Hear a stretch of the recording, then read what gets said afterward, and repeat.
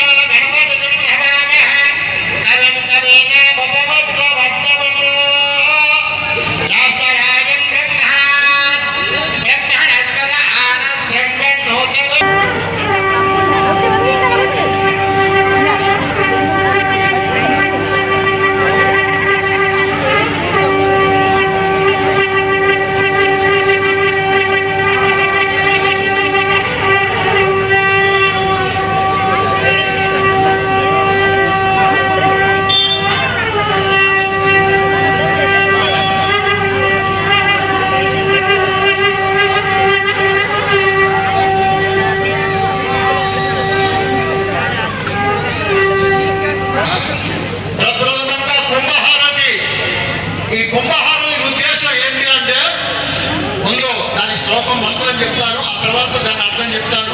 అర్థం చెప్పేంత వరకు జబ్ తక్ मैं बोलेगा तब तक इसको पकड़ना पड़ेगा.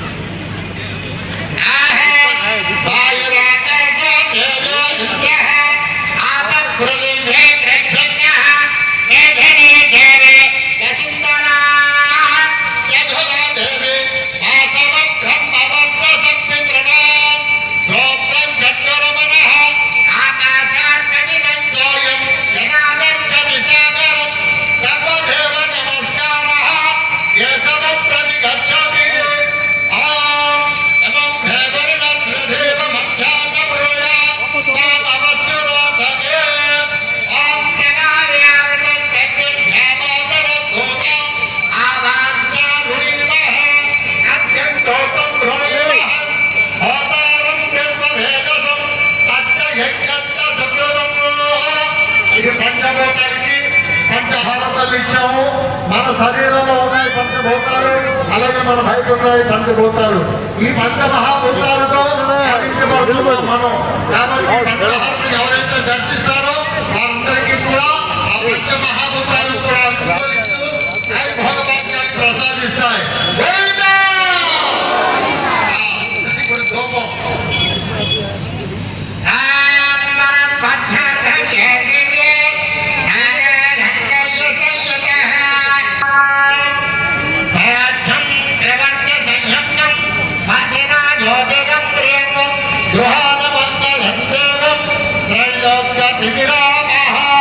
దీన్ని ద్రోపహారతి అంటారు.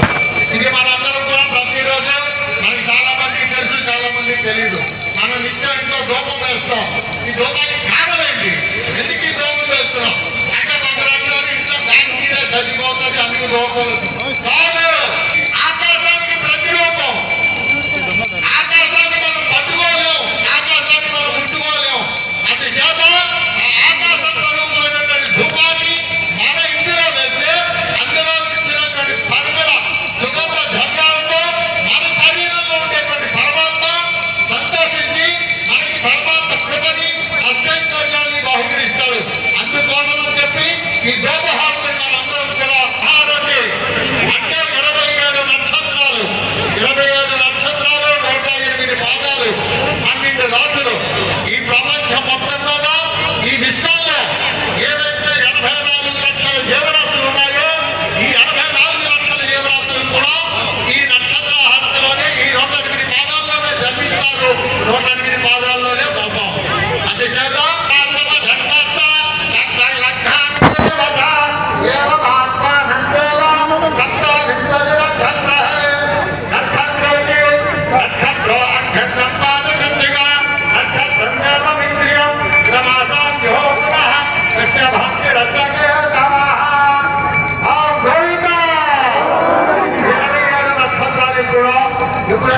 దర్శిస్తాము. ఆ పరమాత్మకి మన శరీరంలో ఉండేటువంటి సమస్త నాడీ గ్రంథాలన్నీ కూడా 72 నాడులు ఉన్నాయి. ఆ 72 నాడులు కూడా ఆ స్వామి వారికి సాక్షాత్ దర్శనం వచ్చి దండ ప్రాణామం అర్పించిన సత్యాన్ని మనకు ఆ స్వామి అనుగ్రహిస్తాడు. అందుకే నక్షత్ర హారతిని దర్శించి మనందరం కూడా ఆ స్వామి కృపకి పాత్రలు అవుతారని ఆశిస్తూ అదే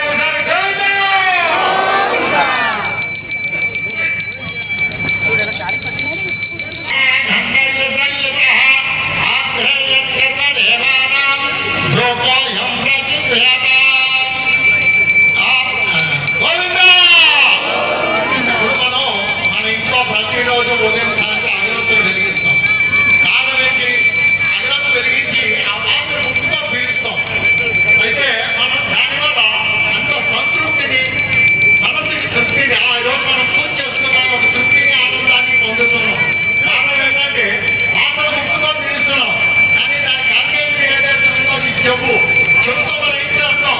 శ్రవణం చేయాలి. భూగత్తులు వెలిగించడం దేని వల్ల అంటే శబ్దానికి వాయు రూపానికి ప్రతిరూపం అగరత్తుల రూపం.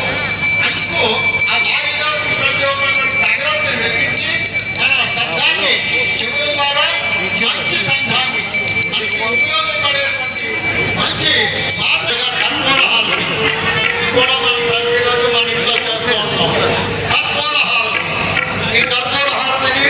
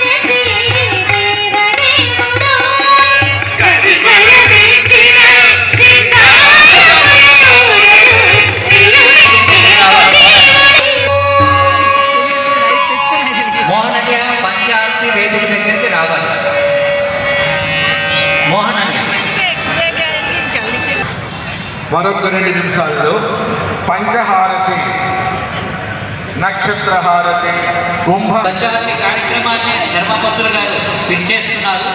వారికి స్వాగతం. గోవిందా గోవిందా పాల్గొన్నారు. వారందరికీ కూడా ఆ శ్రీభూ సమేతుడైన శ్రీ వెంకటేశ్వర స్వామి వైకుంఠవాసాన్ని పక్కా కల్పిస్తాడు, అందులో సందేహం లేదు. ఉద్దేశం ఏంటి అంటే మన శరీరం ఒక ఘటం, ఒక కొండ. ఈ కొండలో ఉండేటువంటి పరమాత్మ జ్యోతిస్వరూపుడు, దాని ప్రతిరూపంగా చేయిస్తాం. నీకు గరుడహారతి అంటే దర్శనం చేసి దానికి ఇచ్చినటువంటి హారతి, దానికి గరుడ హారతి అంటారు. అదేవిధంగా నాగహారతి అంటే ఏదైతే ఆ వైకుంఠవాసుడు ఆదిశేషుడి మీద పడుకుని పవలించి ఉన్నాడు, ఆ వెంకటేశ్వర స్వామి వారి తనక వాహనమైనటువంటి ఆదిశేషుడు అతను ఆ స్వామి వారికి హారతి రూపంలో వచ్చి హారతి ఇచ్చాడు. ఆ హారతి దర్శించిన మాత్రాన ఆ దోషాలన్నీ కూడా తొలగిపోతాయి. అదేవిధంగా ఆ స్వామివారికి నక్షత్ర హారతి అంటే 27 నక్షత్రాలు. 27 నక్షత్రాల్లో కూడా 27 నక్షత్రాలు, 108 పాదాలు, 12 రాశులు. ప్రపంచంలో ప్రతి జీవరాశి కూడా ఆ 108 పాదాల్లో 12 రాశుల్లోనే ఉంటాయి. కాబట్టి ఆ నక్షత్ర హారతి దర్శించడం చేత మనకు ఉండే కావాలి. మోహన్ గారు ఎక్కడున్నారో రండి, వచ్చి మీ శంఖధ్వానంతో ఈ పంచ